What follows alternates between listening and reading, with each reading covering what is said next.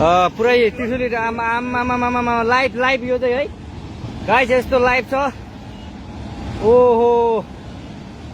पुरा ड्याम फुटेर आयो यार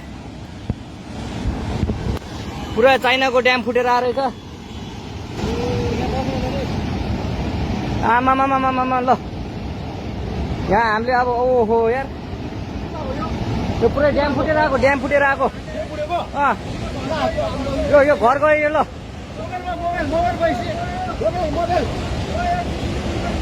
ल त्रिशुली बजारै गयो यार